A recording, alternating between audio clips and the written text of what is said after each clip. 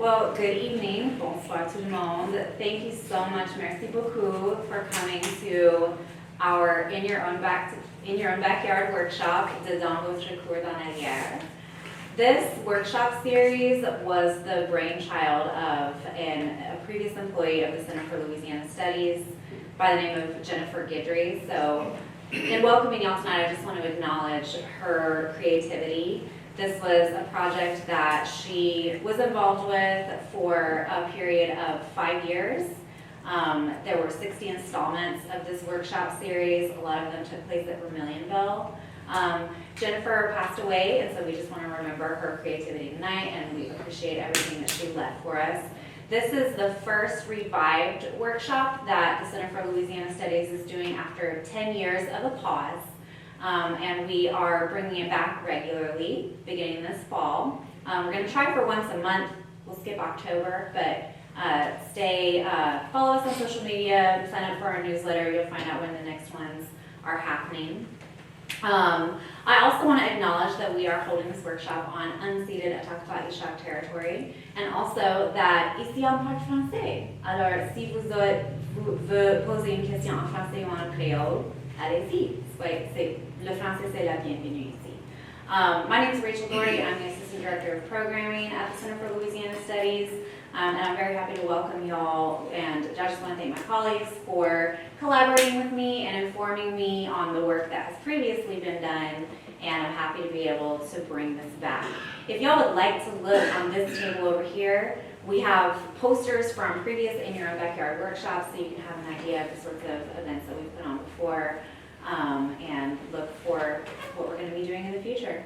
I also want to thank Dr. Chad Huball, because this was his idea. Whenever I spoke to him about bringing this series back, he jumped at the chance. He said, I've got a great idea. We've got to invite Jerry Devillier to come out, and I want to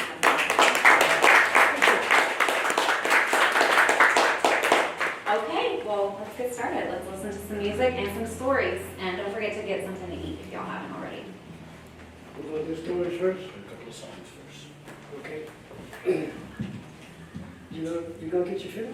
Or you I'm gonna? gonna wait, I'm gonna let y'all start. Okay. You already had one.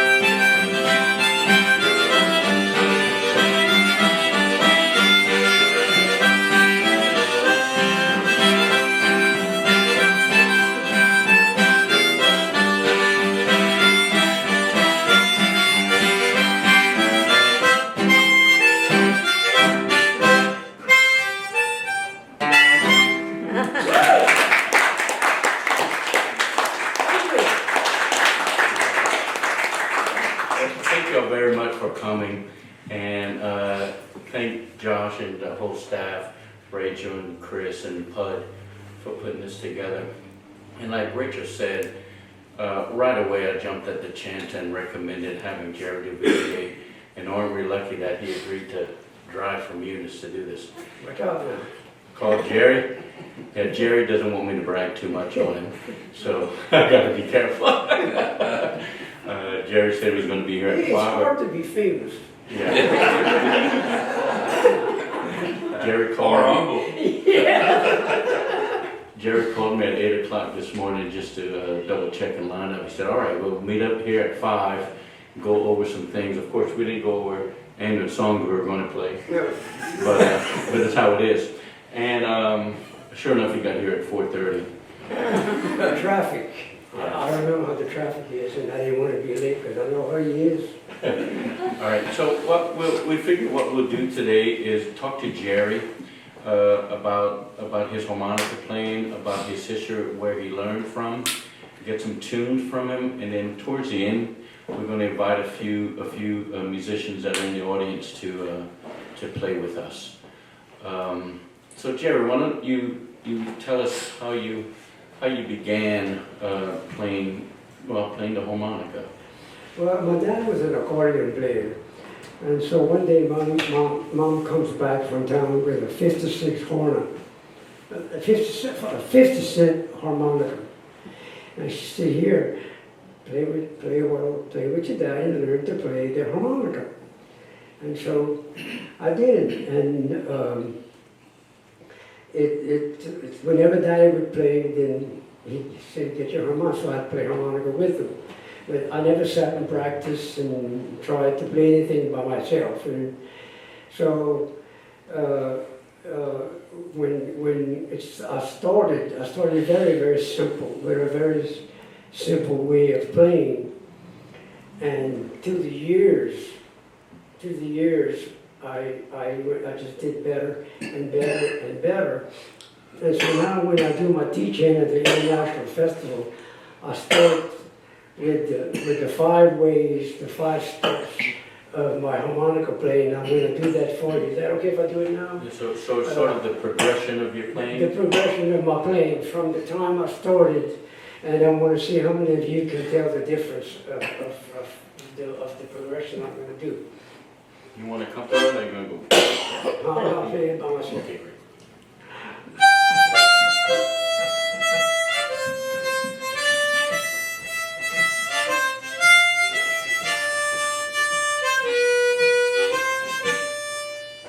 Number 1.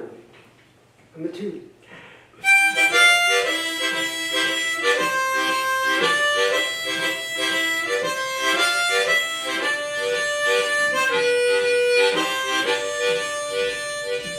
That was number 2. Then number 3.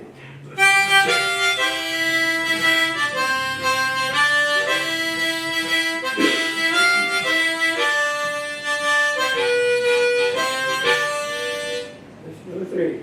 Then number 4.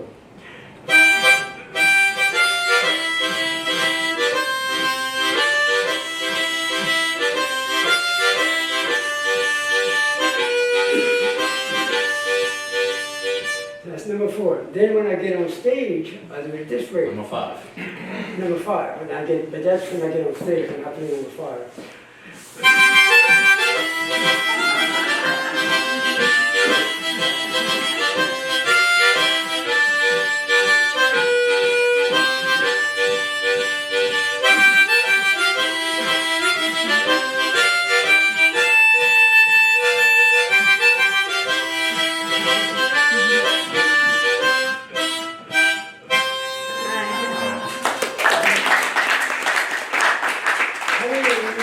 Anybody here can tell me the difference between each stage? Anybody here? Want me to ask some people? Jeb? Yes. You're a pro. Yeah, you can. I kind of heard it sounded like for the number 2 you were I could kind of hear like the bass side of the accordion is what I kind of heard going from number 1 to number 2. Yeah. Yeah. Were you playing any unison notes? What do you mean? Any unison notes like? No, the first one is just one note. I'll go back and I'll explain. first one.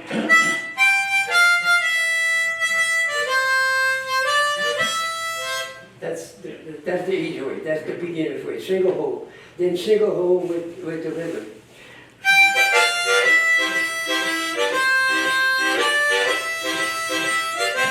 See, that's with the rhythm. Then the split, what we call the octave.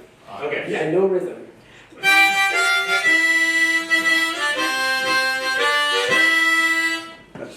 That's the one that I've never heard any other harmonica. Yeah. Yeah, The split. yeah, and then, but that's like the accordion. But Right, then the that- accordion was doing the bass, and so I figured out a way to. then- And the accordion's playing two. Yeah, right. And so then number 4 is the split with the rhythm.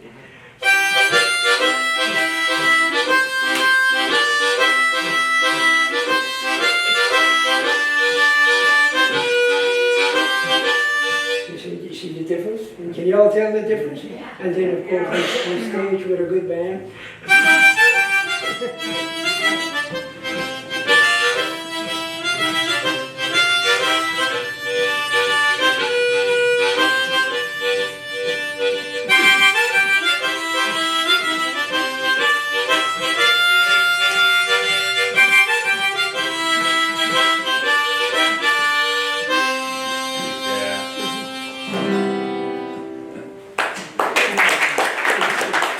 Can you all hear the difference now?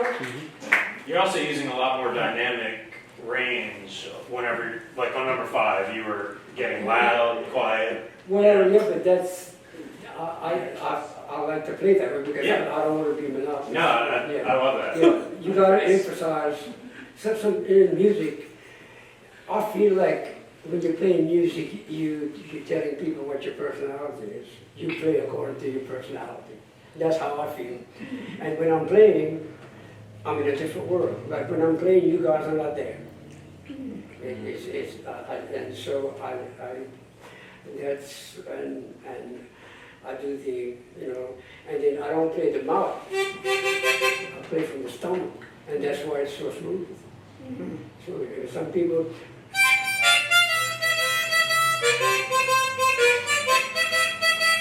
That's how most people start. That's playing with the mouth. And you see the difference how smooth it is? Because it's done with the stomach. So you're sliding in and out of your different keys. But the thing that makes that the people like to hear from me is the split, because the accordion, when the accordion plays, he'll push on 2/4, 2/5, 2/5. When I'm playing, I play 2/5. Sounds like accordion. 2/5. And then the single note, see the difference? But that's what accordion is. See, that's what the difference is. So And Jerry, that's the hard part of it. And when you play a fast song, like I played a while ago, it's all done with the tone. And believe me, it's moving. and I cannot even explain it because I teach at the international festival and I have to have somebody explain what I'm doing because I cannot explain it. And I can't show you because I can't show you my tongue when I'm playing. I tried it, it didn't work. And so the tongue is doing everything. The tongue and the smoothness comes from the stomach, and the tongue is doing all these. Because every time I push, you see a harmonica is blow draw. Same hole.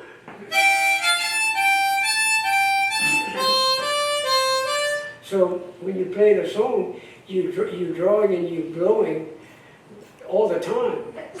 And so when I'm blowing, I have to skip 2 holes. I'm blowing, I have to skip 1. And so my tongue is knowing, it's doing that. And I don't know how it knows to do it, but it does. It does. So that's what makes it complicated. That's why there's so many few people.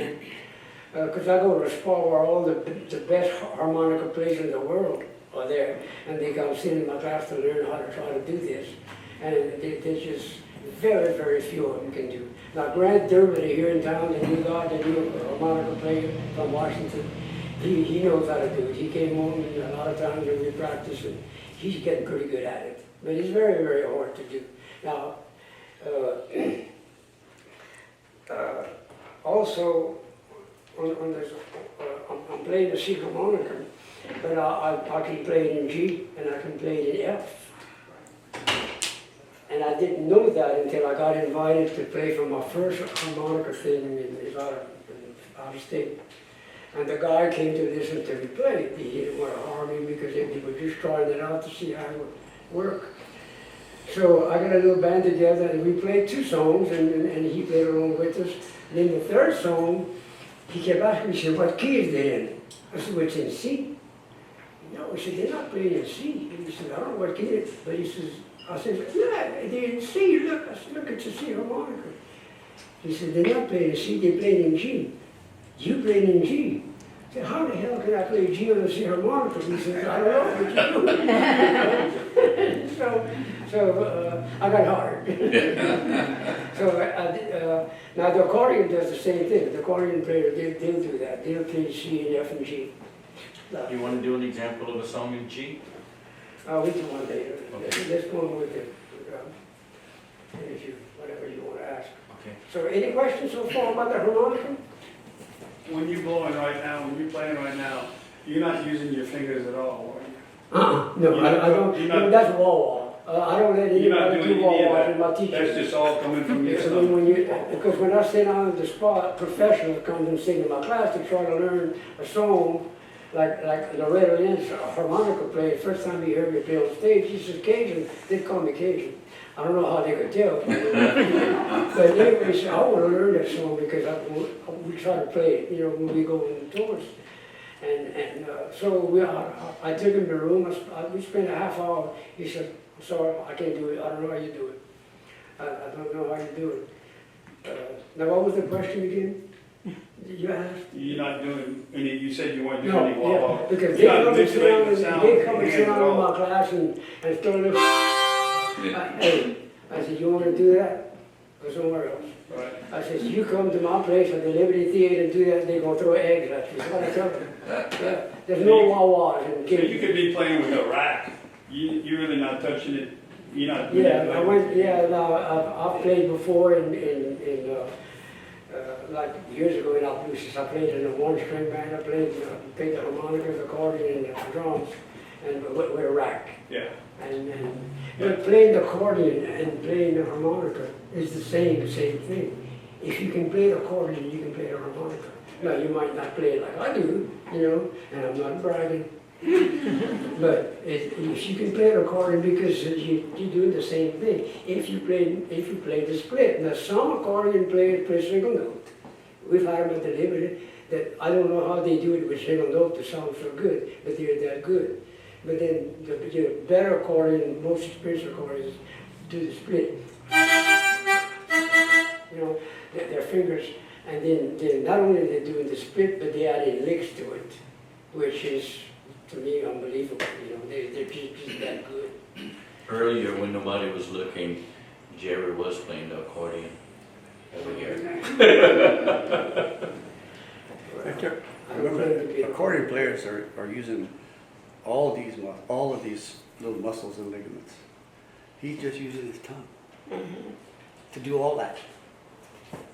Yeah, the tongue is extremely busy. It's never complained, but I know yeah, it's all done with the tongue. See, when I'm playing those splits, that slapping comes from that side. So that side is doing one thing, and the tongue's doing all these other things, and blow and draw and blow. You skip 2, draw, and on, and it happens. So the slapping is like a pulse of air? Yeah, that.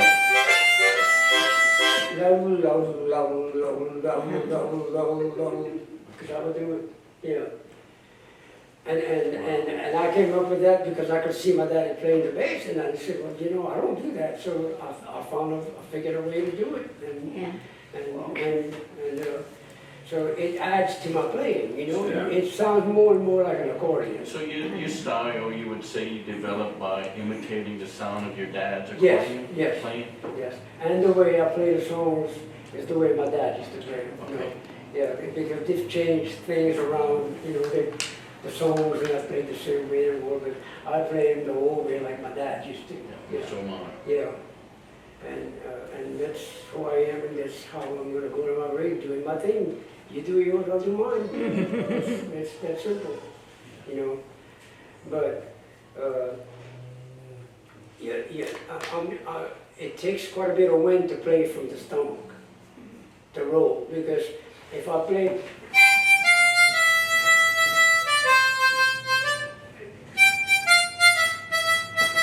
You see how jerky it is? And I do.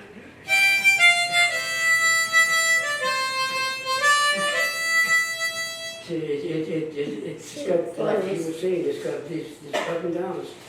And so it all comes from the stomach, the smoothness of it. Yeah. And so, like you see some accordion plays that they're very jerky, you know, and if you play just tongue, using the mouth, then that's how you play jerky. And it's not smooth at all. An analogy with the accordion player, if you take your left hand and keep pulsing it to hit the notes, you'll be very jerky, whereas if you just push it smoothly, you'll Yeah. and you Yeah. can do more expression like Yeah. Chris was saying. And I don't like to be monotone. I like to just go in and I just like to feel the song. Because if I feel it, I play it better. And the better I feel, the better I play it. And I'm convinced that most musicians are playing by, I mean, that personality comes out of their music. I'm convinced of that. What do you think? You're a musician. I'm looking at you. What do you think of that? Chris? Personality comes out into people's music? I think so. Yeah. Any other questions? Gina, where's Gina? You got a question? Yeah, I do. Mostly my question involves the care of the instrument itself. Do you ever have reeds go bad or rust? Yes. All I have to do is go to Mark Savoy's and go through 2 harmonicas because I'm competing with the accordion, and I have to blow very hard, extremely hard, because the accordion is just over. I mean, and so I finally have to quit because I can't afford to buy 2 harmonicas every time I go to. The reeds are going out of tune. Oh yeah, the reeds they've been out of tune, and then sometimes they just do, you know, Yeah. they just been out of tune. So do you don't have to buy a new harmonica all that often? Well, if I don't go to March, I don't have to buy them that often. If I go to March, that's it, you know, and so you know, they'll just take so much. Yeah. And that's why when a band invites me to play, the only band I ever played with is Jerry Devillier because he plays low, and bands ask me to play, and it's so loud that I can't hear myself. I have to put one finger in my ear and play, and then I can't do my thing because first of all, it aggravates me, and then nothing comes out of my music. It's aggravating music. And so I don't, when bands invite me to play, I say, I'm sorry, I don't have a harmonica with me. Because it's too loud. They're playing at 105 dBs. And that's, first of all, I'm not supposed to go over 80 dBs because I'm deaf. I'm really legally deaf. And I'm women frequency deaf, which would help if I was married, but I'm not. You know. But, so I just won't play with anybody if it's loud because I can't hear myself. And if I can't hear myself, I can't concentrate and do my job and sound like I'm supposed to sound. Good question. Any other question? Todd? No? Ashley? Oh, come on. Gracie Babineau. Nice and loud. I did want to ask about the nickname Booksack. Good question. When I was in school, everybody had a nickname. I graduated in 1956. Everybody had a nickname. And I lived about a quarter of a mile from the highway where the bus starts passing, because I used to walk to school 2.5 miles I was 5 years old. But when the bus started passing on the highway, it was a dirt road. There were little gravel roads then. And so I got me one of those old army knapsacks, they call them. Yeah. And I put my books in them. I don't know why I brought them home, because I never studied. and that's why I come out second to last at the bottom of my class when I graduated. And so I put my books in there, and one day I walked in, it was raining, and then they had ruts in the road, so I couldn't ride the bike and hold the books. So I walked in the bus, and somebody said, "Look at that, he's a junior in high school, he wears a book sack." And it pissed me off. Well, that was it, the story. Then it became briefcase, suitcase, you name it. I've been called everything, and he followed me to UL. Then when I went to UL, I went to in the army, and there was a guy from Ville Platte doing new book sacks for him.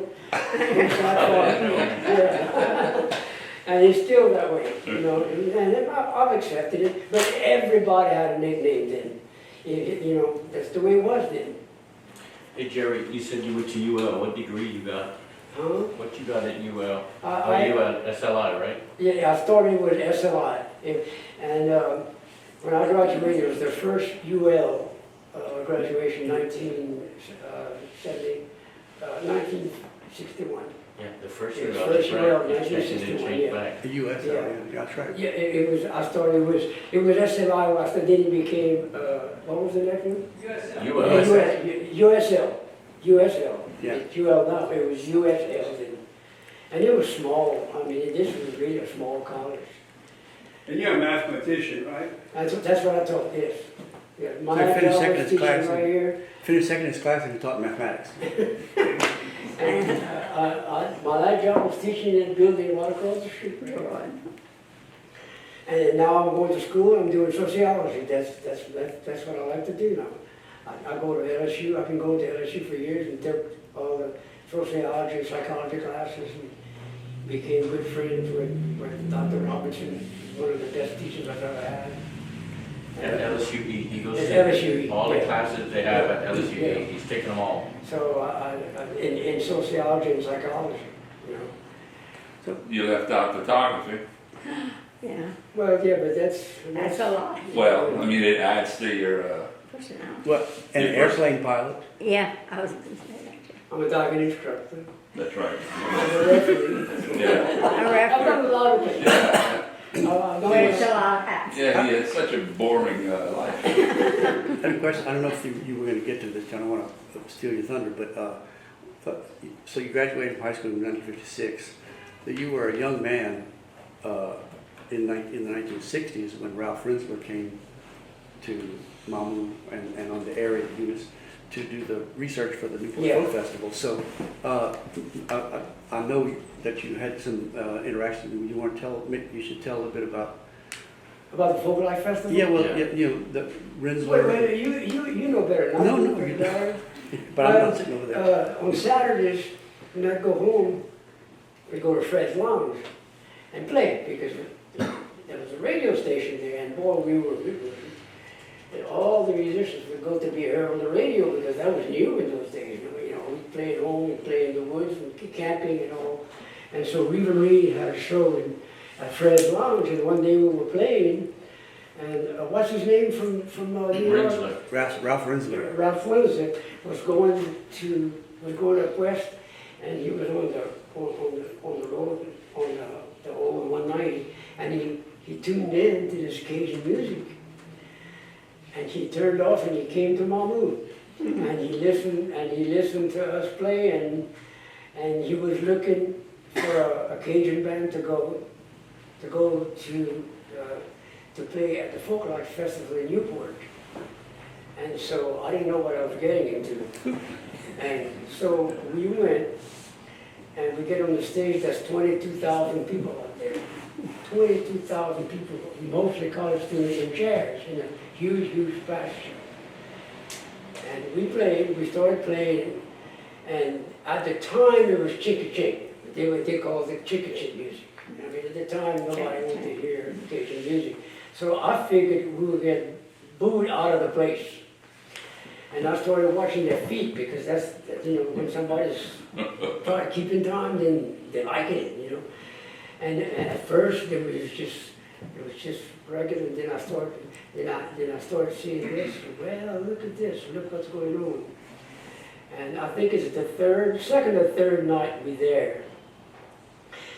We got a standing ovation and an encore, and we were the only ones that at the festival that got there. And there was Peter, Paul, and Mary, Joan Paez, Pete Seeger, Donovan, Bluegrass Mountain Boys. All these people were there, and we're the only one that got a standing ovation. And the MC comes and say, "Hey, we have to go on with the show." So that was quite a trip, and I got to be good friends with Mary, and I sent her some Liberty shows that I thought she'd like, and she came to visit me and brought me a leather album of all her #1 hits. So I got to be good friends with her. In fact, the way that happened, they had us eat in a dormitory, and of course I didn't feel like I belonged there, so I didn't eat with anybody.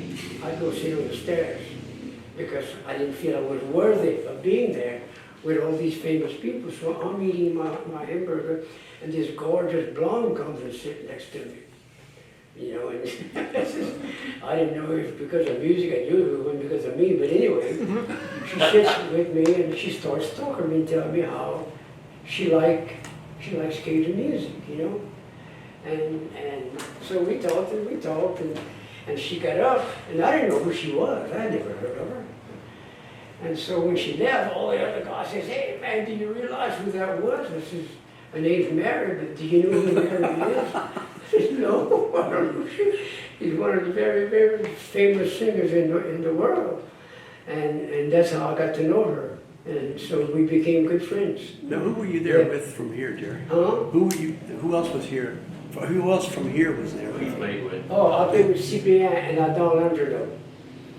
And I always thought we were the first, but then the both of me first. Vinus Lejeune right. and Gladys. Yeah, and for some reason They were supposed to be first. They had invited Cyprien Oh, Adon first, really?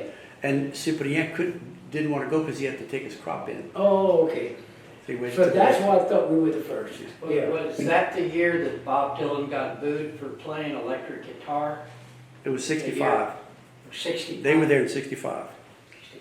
I don't remember it. And Jerry, it might have been it. Jerry, what did you play in the? I was there mainly for the triangle, but then sometimes You played some harmonica? I brought the little one. And then the jam sessions, I played harmonica, But I was really there for triangle, to play triangle. Because that's what I was playing when they came to France. I was playing the triangle, with Cyprien and Adon. And that's what got us there. And so when we get back, they offered us a tour, a 7-week tour. And so I went to my principal. I said, "Look, I was offered a 7-week tour." And he was Baptist. He was against music. No horn. I mean, I have no problem with Baptist people. But you wanted to go He on tour. says, "You want to play music or you want to teach?" It was my first year of teaching.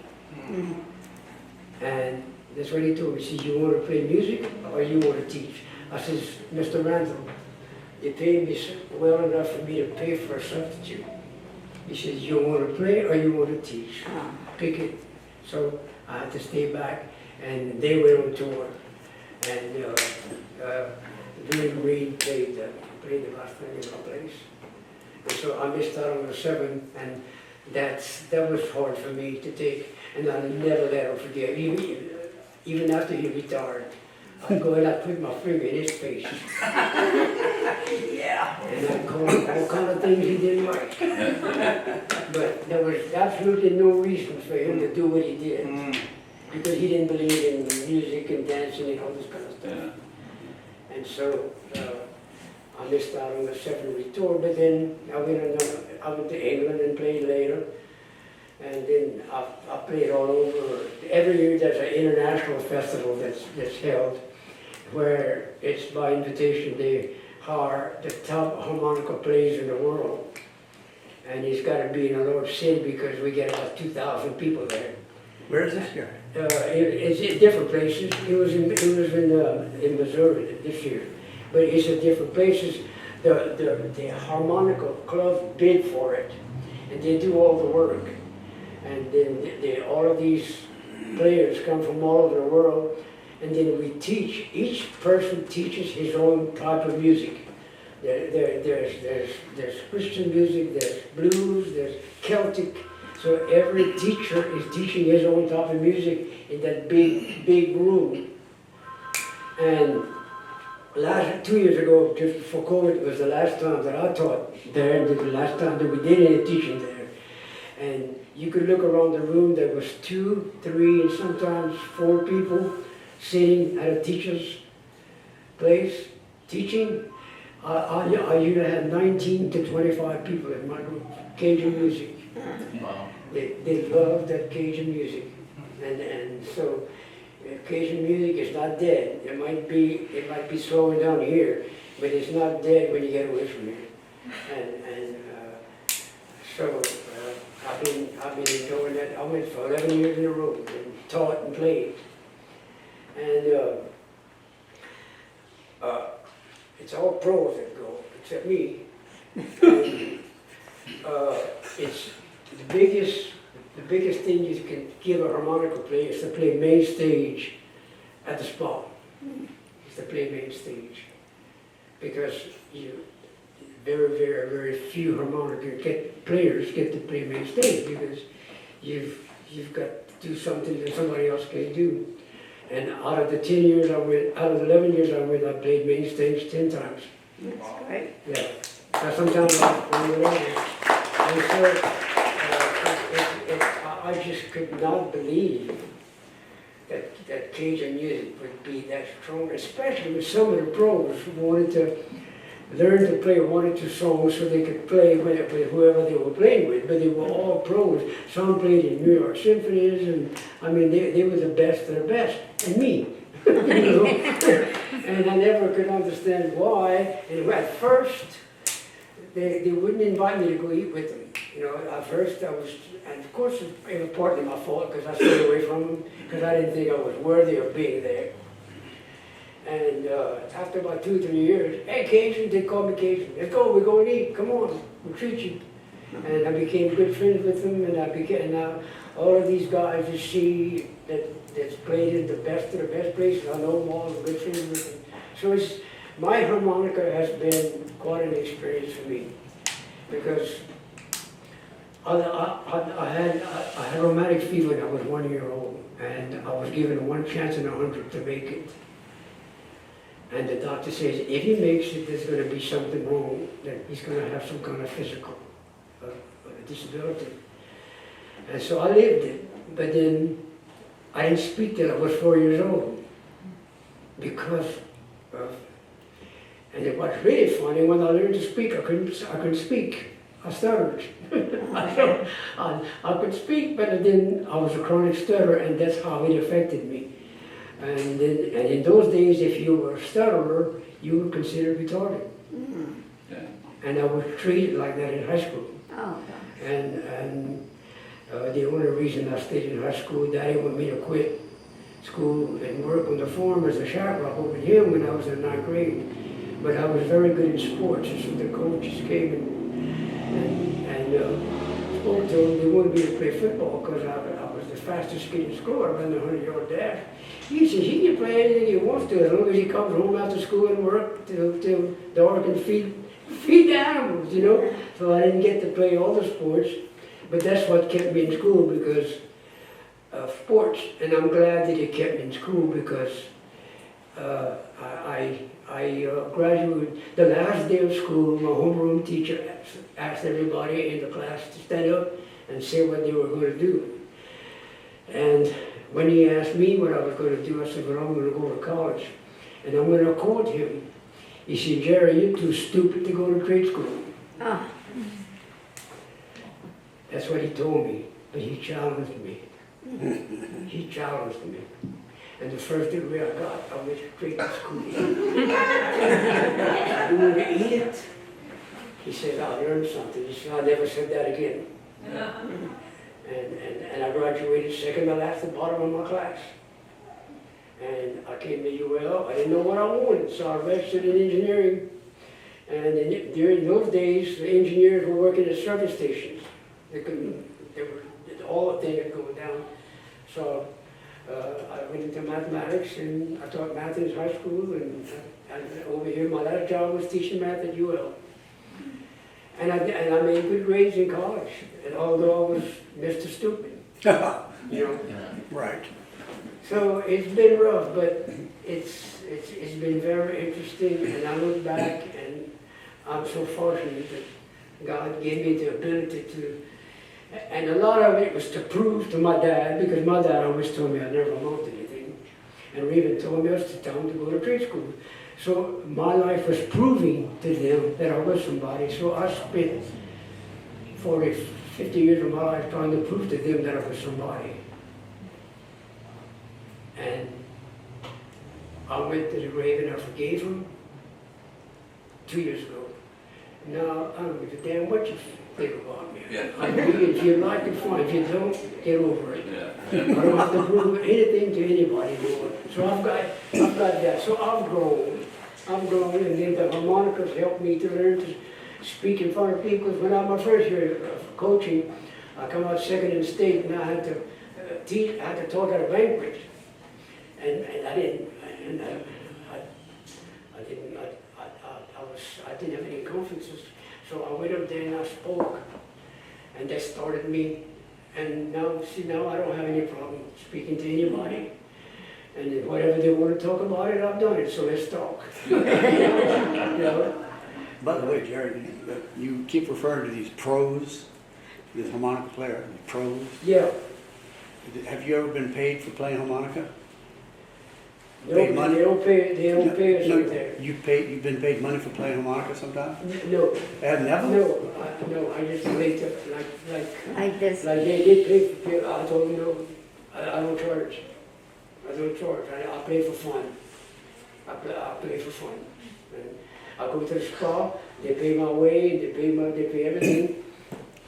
And they don't do that with everybody, but they do it with me because then I bring in a lot of stuff to the spa, and they like, and people ask for me, and this year I couldn't go because of COVID, and he says, I was finished with COVID, but I was weak. It was 2 weeks ago. Yeah, and he said, just come, we pay everything, and just come and just walk around and talk to the people, because we'll all miss you. And I didn't go, so I missed it this year. I missed it.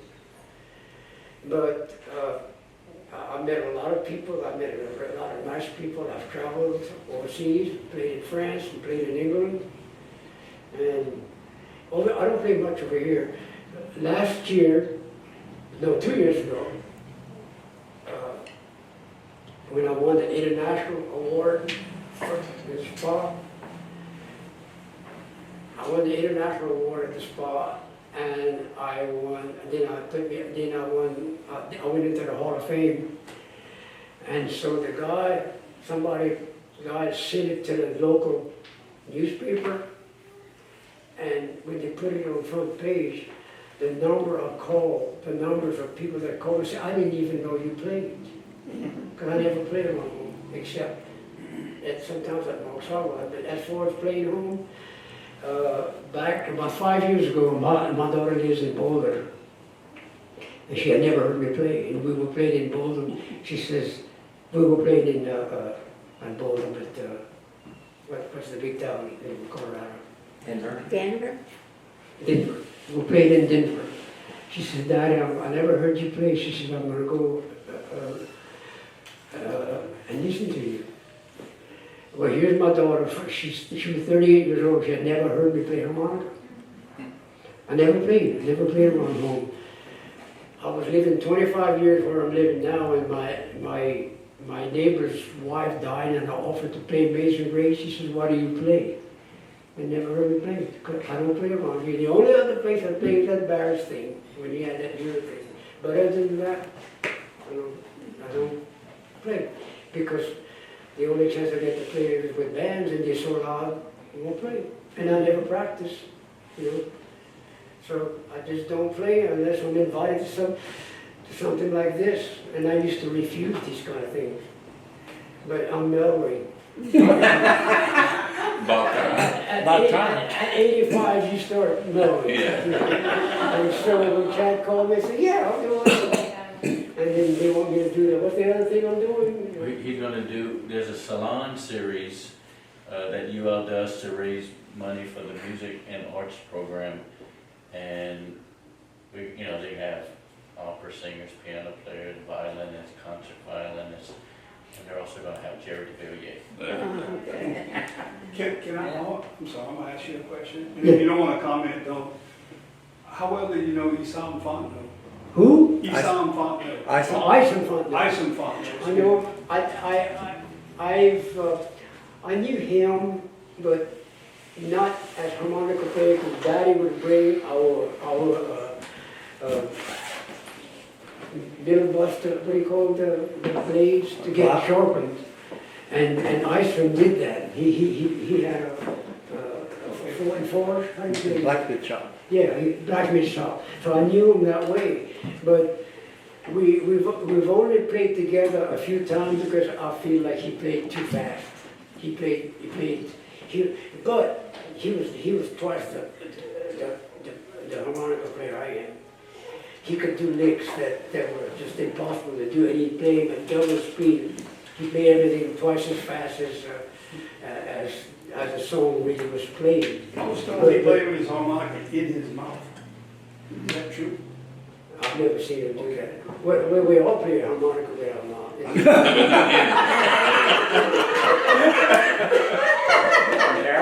I mean, excuse me, I don't mean to embarrass you, but... Tell us what you really think, But now I have a friend that comes. He's going to be playing in October here. He's coming from Chicago. He's one of the top 10 in the world. He puts the harmonica in his mouth, and you can see this much, and he plays like crazy. He swears. You just see a little part of it sticking out. He puts up his hand like that, and he just keeps playing, and you don't see anything moving. He's just playing. He's that Well, good. look, blame that question on John Midreen, because he's the one that told me that. Yeah. I've never seen him do that, you know. But I've played with him a few times at Fred's. Yeah. But when he come play, I did my triangle because he was too fast. I don't play with fast people who play that fast. Hey Jerry, do you know any other harmonica players that play Cajun music? Yeah. From way back to now? No, no. What was the name? The one that just died? Carlos Fontenot. Carlos Fontenot. Yeah. Now he had a totally different style. Yeah, I know. Yeah. He had a. There's a fellow named Tom Bayon. I think you met Tom before. He come to Marcus and he goes to our jam session. He plays. You play some harmonica? Yeah. Haven't seen Tom in a while. Maybe Yeah. 6 or 7 months. I think You see, the harmonica was when I was younger. We'd go to the river and handfish and cook, because my uncle was the only one who had an automobile in my community of Las Vegas, and he had a little truck to go and pick up kids and bring them to school. When he'd come and pick me up, I had to walk 2.5 miles to school and walk back. It was a little country school, and so on weekends he'd get all the relatives and we'd go to Kinder River, and that was the camp instrument. See, people couldn't afford accordion and fiddles and guitars, and so that was the camp instrument. And in the days of 50 cents, you know,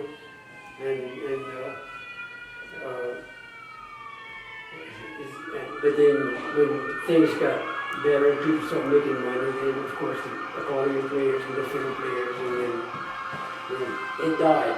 Why do you think there's so few Cajun harmonica players? Because the accordion player walks with Jesus. Walk with Jesus. Elizabeth Wondernote, Tida. played harmonica a little bit. Who? The laundryman. Elizabeth Laundryman, she lived in Mamu. I record, she's one of the people. I didn't know him. Her, Or Elizabeth Laundryman. No. Ça l'appelait Tida. Never heard of her. Did she play with CPN at all? She just played at home. At home? Herself. Oh, that's why. She just played at home.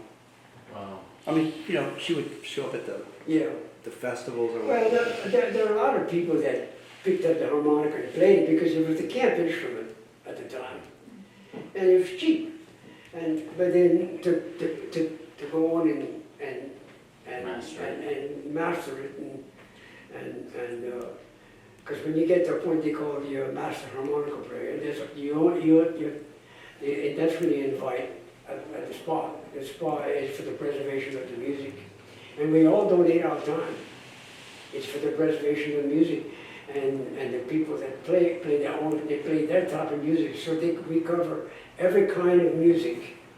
And we teach every kind of music. And you can go sit, and if you play Celtic music, you go sit with the Celtic teacher. And it's for the preservation of the music. But we have people from all over the world that come. China, Russia, from everywhere. Because it's the biggest in the world. It's really a big thing. And the first time I went over there, my God, I was so out of place. I thought they were just going to laugh me out of the place. I mean, because over here it was chick, and it caught on like crazy. And the last few years, I never had less than 18 or 20 people in my teaching group. We have to have 3 circles. And when I teach, I go individually to each person and listen to them. So I have to have some space where I kneel down and I listen to them. And then if they make a mistake, I correct them. Then I go to the next one. So I go round and round. And the course is 2 hours per day. And we all play the song at the end of 2 hours. Everybody's played the song. So it works out really, really fine. I'm not a harmonica teacher per se to say how to play a harmonica. I teach them how to play a song is what I do. And it's amazing to have all of these people from all over the world sitting there and getting letters from them thanking me. You know, this has been very good to me. It probably changed my life. I don't think I would have done everything I've done. It gave me the courage and gave me the confidence to go ahead and do things. And when I started UL, I remember the first English class. We had to stand up and knew our name and where we were from and what our major was. And I knew what was going to happen with me. I stood up and I just stood there and sounded like a John Deere, the old John Deere. And that almost killed me. So I was determined to conquer stuttering.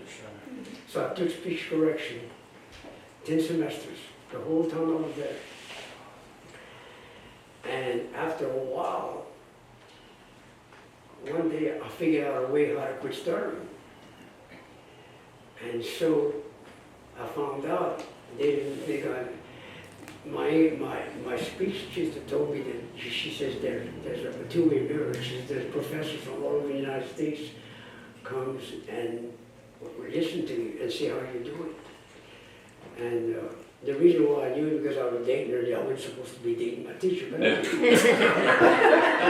you take chances when you're young. Right. Yeah. And so, and it was extremely simple to learn to quit stuttering. It's like I'm gonna tell you how easy it is.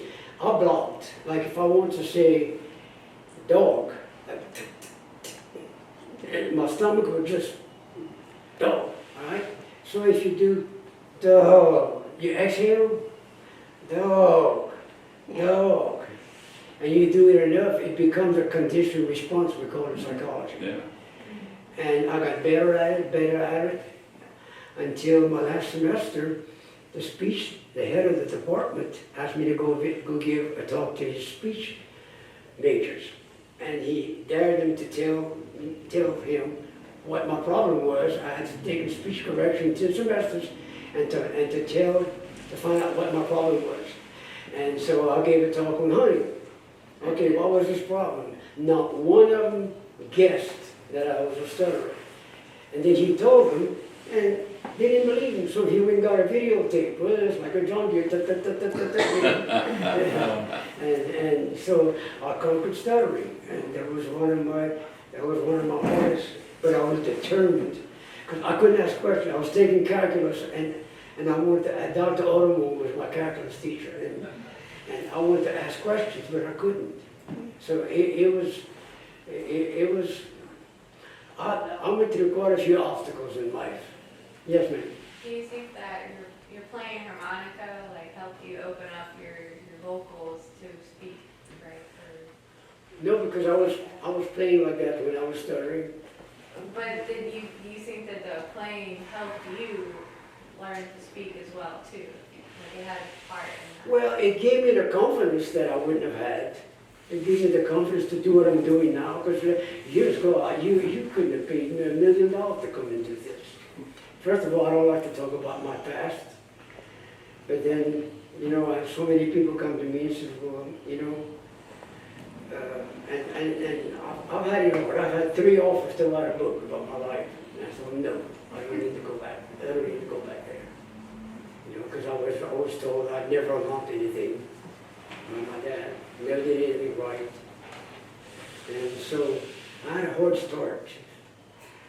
I had a very hard start. And then when you come to school and you didn't learn anything in high school, in high school I made A's in math and they gave me grades to play basketball and volleyball. So I started the first semester.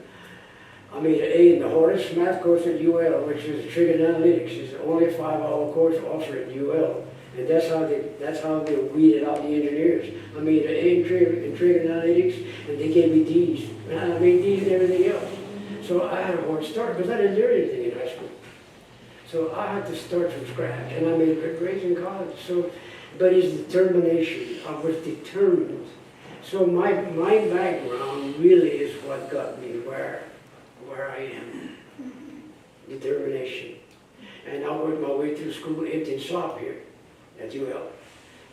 A room and board was $64.60, and I was making $68 a month, so I get a check for $1.60 a month. Empty and slop 6 hours a day. I go to school for a slop, But I did it. I did it. Made it happen, huh?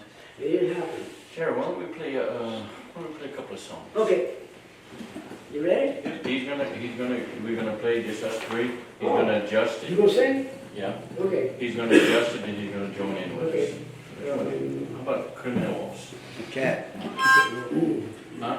Oh, yeah. Yeah. There you go.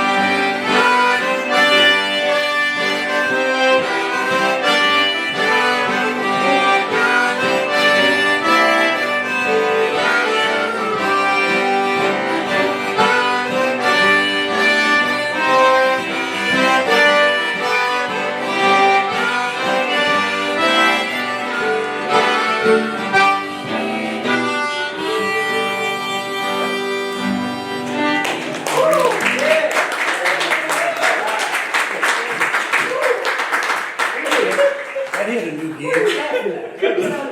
Flipping awesome. Flipping awesome. Oh, flipping awesome. Said that hit a new Okay, gear. great. Hey, y'all know why? I'll tell you the secret. Jerry, you can maybe confirm this or not. Why musicians play music? Because it's really fun. I have a little Go ahead. thing to cover. Explain a little bit about what you're doing while other people are taking leads. So like while Chad's taking lead, while you're taking leads, I'm seconding, Yeah. playing on some basing stuff.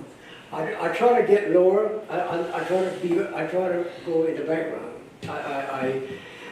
When the accordion is playing, if I play, now a lot of times I don't play because the accordion players don't like me to do things that they can't do. And, I just usually kick back, and when it's time for my ride, I'll do my ride. But then sometimes if I'm playing for fun like this, that's why I told them go on and do it, then I'll just follow you. And we cut it. If we played a lot together, we'd be doing the exact same thing note for note. When I do that with Jamie Barzal, we do it note for note because we played so many times together that it sounds good because it's note to note. And so since we haven't played that many times, we were not always at the same place. We were still in time, but I try to go under. And I let the accordion, I go higher when I'm doing a ride. Then after that, most of the time, I just sit. Most of the time, I just sit. And sometimes, on the slow song, I'll play background, but very low. Very, very, very, very low. Because sometimes they're singing and they don't let people playing the guitar, so they need something to keep the time, you know. So I'll play very low. And very, very low. And then if they're singing in low, then I'll go on the high keys and give it a little bit of snap. But I'll only play loud when I do a break, when I do a ride. Which two-step you want to do? Let's do the back door. You start or you want to start? Let me start just at the time. Wrong side. That's one thing about a harmonica. Sometimes you start wrong.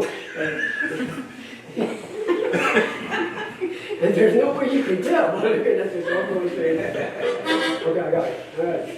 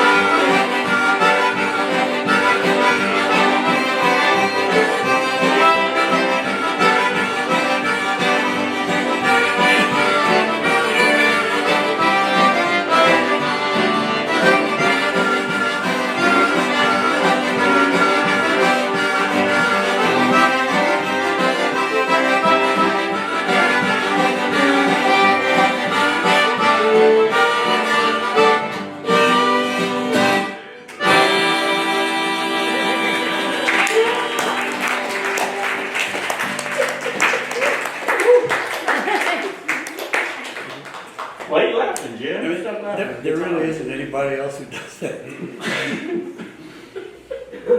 There really isn't anybody else who does that. No one. Nobody. That's fine.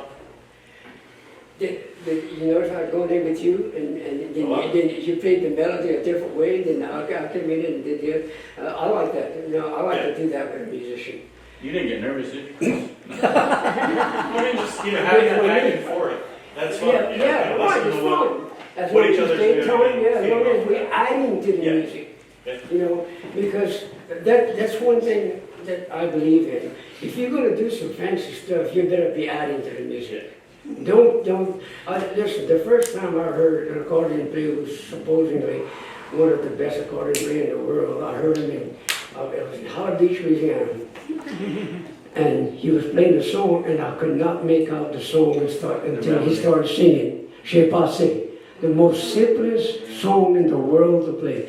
He was playing it so fancy, I didn't know what he was playing until he started singing it. And so I've got this thing about keep it simple. Now, if you're going to add some things, add to the music. Don't take away from it. That's my theory. The thing is, Yanni, look, put on KBON, and if you catch it in the middle of an instrument's ride, most of the time nowadays, you can't recognize the tune, like you're saying, until they start singing. That grinds on me as well. Let's play another song, Jack. All right. What you got? We played the hardest song there is for me to play. Because with that song, I don't know how my tongue can keep up. Barry. But it's true. It's the hardest song that I've played in my life to play because I'm doing so many things in it that I'm in total concentration to do it and to do it well. And it's called the Capuchin Waltz. You see? Oh, I have not seen the Capuchin Oh, Waltz. okay, well, we'll just swing. You started, but I'm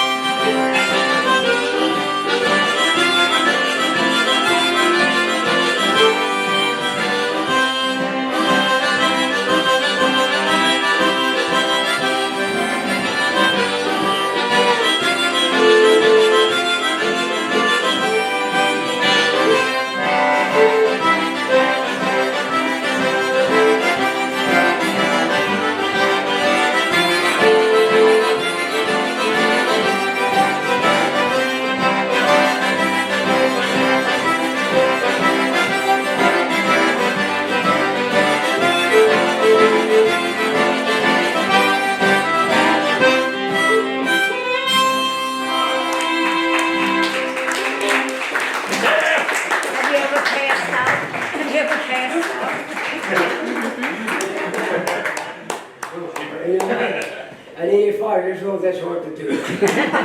My lungs, and then I had COVID 4 months ago, so I think that kind of took away from some of my lung problems, because I had absolutely no lung problem until the last COVID 4 months ago. A lot of doubling in that beat part you did, that bridge. Yeah, that's what's hard to do. Yeah, you'll notice when you were singing a while ago, I was playing high note, you know, on the line singing. Did you know that? Yeah, but this.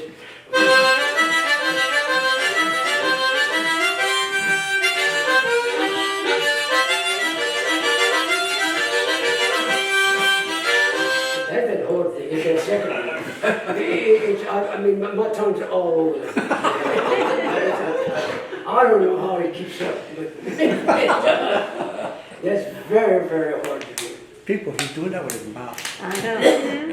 All with the Sounds tongue. like a Yeah. party. Yeah. The mouth is just the front of the air. The air comes from the stomach, you know. It's amazing. So it's how I'm hitting it.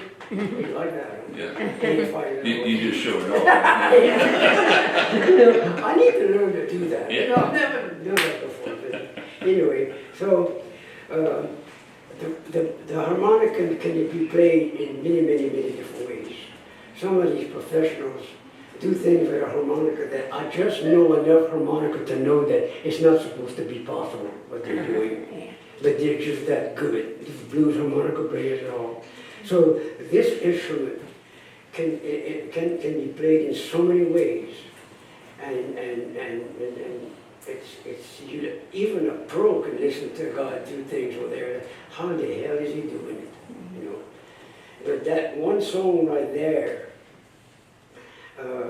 Jamie Bradshaw is the only one that can do it note for note with me. We can play note for note. And this is the song that won me the international award. Yeah. That song right there. I sing in a recording I had done with Jamie Bradshaw, and it won me the international award. But it's so hard to play. It takes every because I'm pushing and I'm drawing and blowing so many times so fast that, and see, every time I draw, I'm skipping one hole, when I'm blowing, I'm skipping two. So my tongue's constantly doing that, and then the air, and then it's just, I don't know how. Sounds beautiful. It just, so, why are you like Because I've been trying to do it without tongue right now. I can do it. Oh, Lord. Oh, now, I I'm tell you, exhausted. that's what did it. I'm You want a gonna- water, Jerry? Huh? You want a water? We have water. Look, Jerry, we need to put in a little bit of water. No, wet it. Let's say Ship everybody knows that. Yeah. And you can say that one, yeah. Everybody In knows C that too. one. Jeff like singing it in C. Yeah. Go ahead, start. Dad, you want to sing? You wanna sing? Come sing, come on, I'm singing, come on. Gavin can sing. Yeah, I would be proud. Pull a chair. Play some fiddle? Yeah. Gina, play some fiddle? Everybody knows that song. We're going to introduce for the camera Miss Gabby LeBlanc is going to sing. She's from Cecilia. She's majoring in architecture right now. And Miss Gina Forsythe, world renowned. Gina also, besides playing fiddle with Bruce and her own solo stuff, is an instructor at the IYOB School of Music, a School of Traditional Music. Gina. Yes, sir. Don't embarrass me, please. Keep the timing.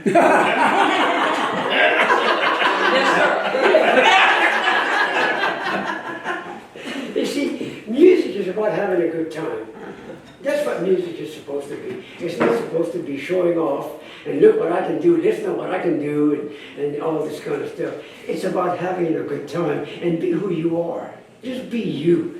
How many people can say, that's me, that's who I am, and that's what I like, and that's what I'm going to do? How many people can do that? And we don't learn it. I only learned that at about 50, 55. So I wasted years trying to be somebody that somebody wanted me to be, or said I couldn't be, put it that way, you know. And so, no, music is about having a good time and expressing your personality. Yeah. What are you expressing when you play? Me? Yeah.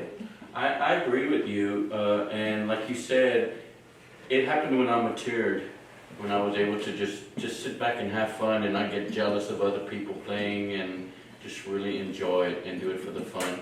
And I also think it depends on who you're playing with, and frankly, I weed out those that I don't enjoy and that are not fun. I don't need a hard time Why not? playing music. If it's not fun, I'm not No, gonna be doing it. no, if it's not fun, and I don't care who it is, if it's not fun, I'm not gonna do it. That's right. Or if it's loud, I'm not gonna do it. No, So- no.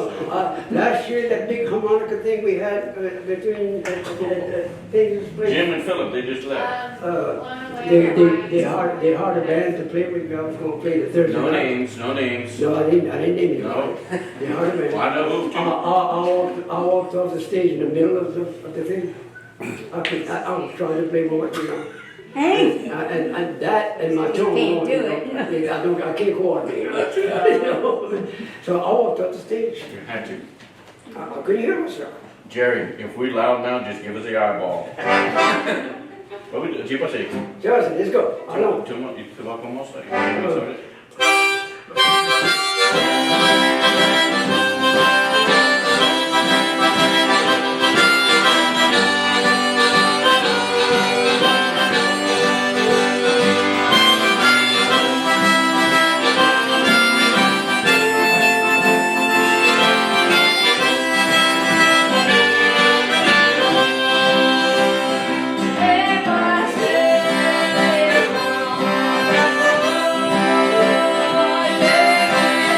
Thank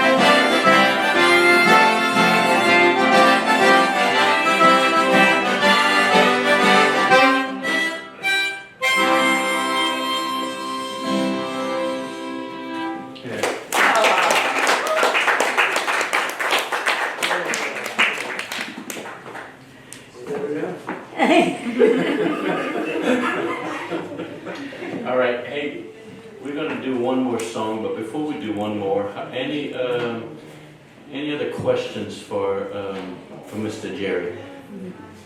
Josh Caffrey, any questions? Yeah, Jerry, do you play any other styles of music or any other like songs? I played a bit of country, simple stuff, like cheating hard.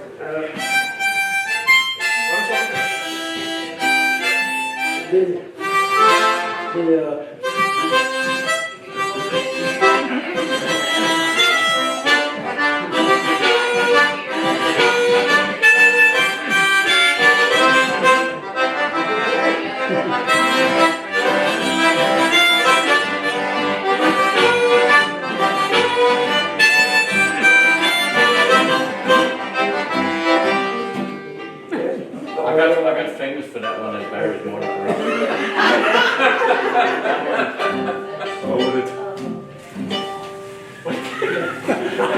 So we do that. Any other questions, folks?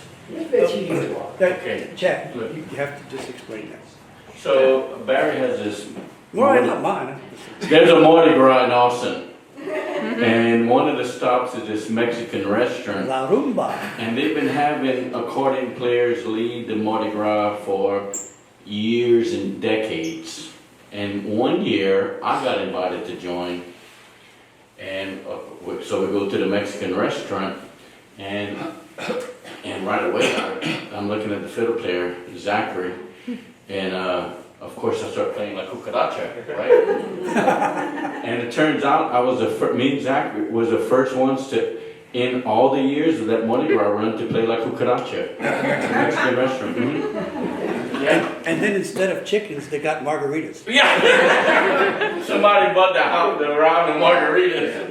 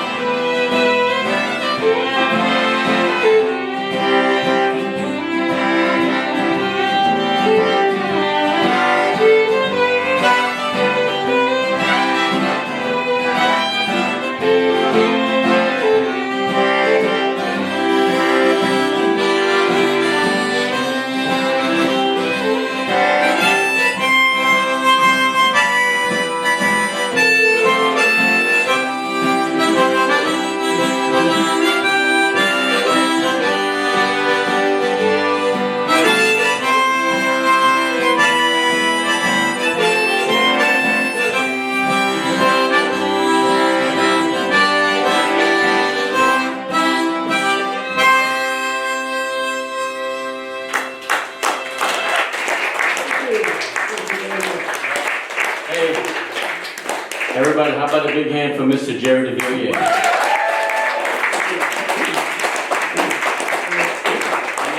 Jerry's going to be teaching another workshop at the Blowing Away on the Bayou, a harmonica blues summit in Lafayette.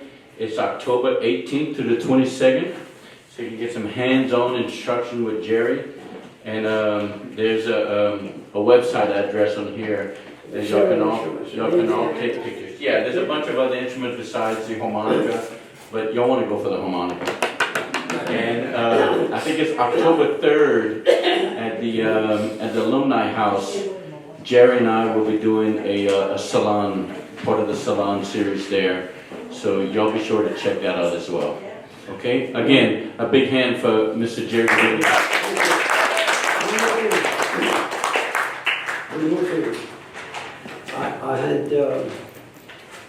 I had never really been anywhere except for the folk art festival to play anywhere.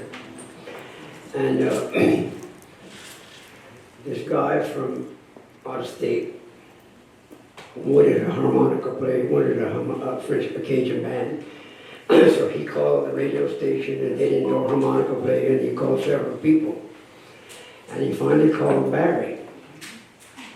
So Barry told him about me. So I went over there and played. And then there was a guy there from the international festival that was there. And he liked what I did. And he said, you gotta come play in our international festival. So if it wouldn't have been for Barry, honestly, I probably wouldn't be here, and I'd have never gone to anything big that I've been through. So that was my beginning of my beginning. It was, thank you to Barry, and all other people. Thank you, Barry. I always appreciate it. If it had been for you and all the musicians and storytellers and singers that I met, I wouldn't be here either. Mutually beneficial. Thank you. Thank you. Yeah, by the way, Thank y'all so much. I don't know if y'all know, Jerry documented every Saturday night for almost 30 years. 1,632 shows. At the Liberty Theater. So it's to him we owe all of that documentation, actually being able to see people who are no longer with us. Well, we also need to thank Chris, because Chris has copied every one of those. But the name of the players, the name of the song, and they can be checked out anytime anybody wants to right here at the library. And that's really great, because that way you're going to be here forever. So, cinematographer, diving instructor, airplane pilot, math teacher, what else I'm missing? Counselor, Counselor, musician. photographer, wedding photographer. Thank God you, Jerry, thank God you lived to 85. Oh, yeah. You wouldn't have time. My 5th year of photography, I was invited to go give a talk in Las Vegas at the national convention as to how I could make so much money. I was here in Lafayette. The weddings were not the best photographers were getting $198.50 for a wedding, but that was in the 60s. I was getting $800. For my, and so Las Vegas called me and said, we need you to come tell us how you do that. So that was another great. I remember your underwater photography too. Yeah. My what? Underwater photography. Yeah, well, I did some of that. Yeah. Yeah. Well, I mean, you know, just thought I'd throw that The in. scuba instructor, so, yeah. Did you do any well? While he was there. While he was underwater. We have an motorcycle. If ever you want to see in person a diving instructor that can't swim, you're looking at him. Not a lick. And every time that when I was in school for it, every time we had to go warm up, I tell them my back was hurting. I was going to do it again. I couldn't do it warm up, and I couldn't swim. Anyway, Great job, Jerry. Yeah. Very good.